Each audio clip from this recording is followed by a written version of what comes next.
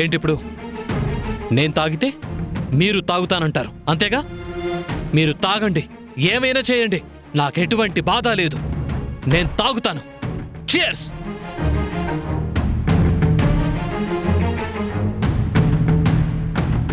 నీకు కావలసినంత తాగు, నేను అభ్యంతరం పెట్టను. నీకు నీ జీవితం కంటే ఈ వ్యసనమే ముఖ్యమనుకుంటే తాగు. నాన్న సుధీర్, నేను జరిగిపోయిన దాని గురించి మాట్లాడదలుచుకోలేదు. నీ భవిష్యత్తు గురించి మాట్లాడదలుచుకున్నాను. భవిష్యత్తా?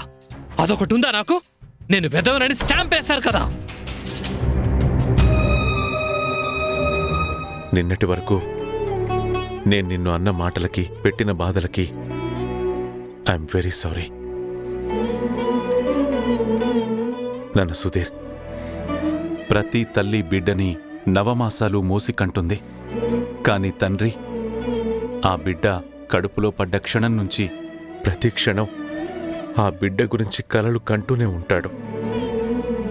తల్లి కడుపును మోస్తే తండ్రి గుండెల మీద మోస్తాడు.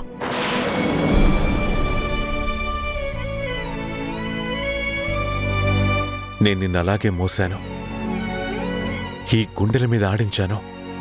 ఈ గుండెల మీదే నిద్రపుచ్చాను. గుండెల మీద ఆడుకుంటున్న బిడ్డ వేగంగా ఎదుగుతున్నాడని గ్రహించే సమయంలో వీణ్ణి ముందులా ఎత్తుకుని ఆడించలేనేమో అని బెంగగా కూడా ఉంటుంది.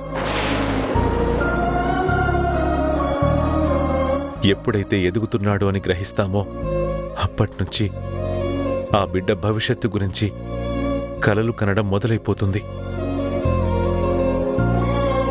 తండ్రిగా నేను ఎన్ని కలలు కన్నా అది కేవలం నువ్వు జీవితంలో అనుక్షణం సంతోషంగా ఉండాలనే ఉద్దేశంతోనే.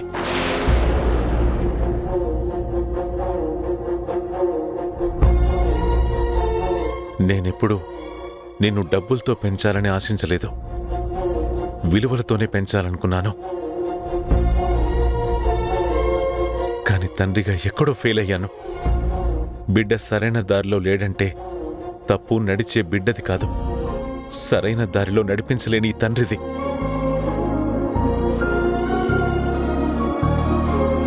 నాన్నా, మనిషికి నిజమైన సంతోషం, విలువ ఈ వ్యసనాల్లో లేదురా. మనిషి అర్థవంతంగా, ఆదర్శనీయంగా జీవించడంలో ఉంది.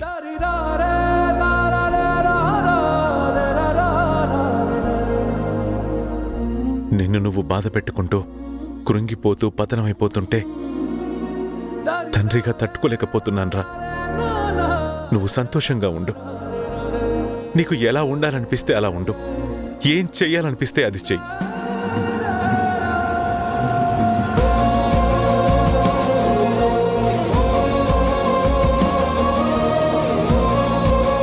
నాలుగు తరాలు తిన్నా తరగని ఆస్తి మనకుంది. ఆ రకంగా నువ్వు ఏ పని చేయాల్సిన అవసరం లేదు. కానీ నీకంటూ ఒక గుర్తింపు ఉండాలని ఆశపడుతున్నాన్రా. నీలోని వ్యక్తిత్వాన్ని నువ్వు గుర్తించాలని కోరుకుంటున్నాను. నా మాటని నువ్వు మన్నించడం, మన్నించకపోవడం అనేది నీ ఇష్టం.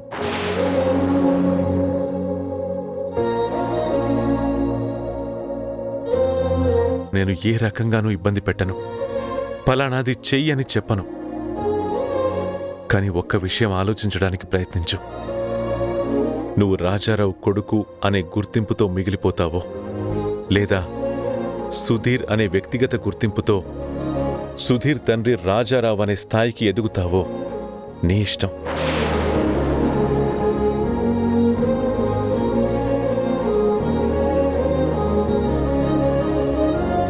ఏం చేసినా నువ్వు సంతోషంగా ఉండాలని మాత్రమే నేను కోరుకుంటున్నాను.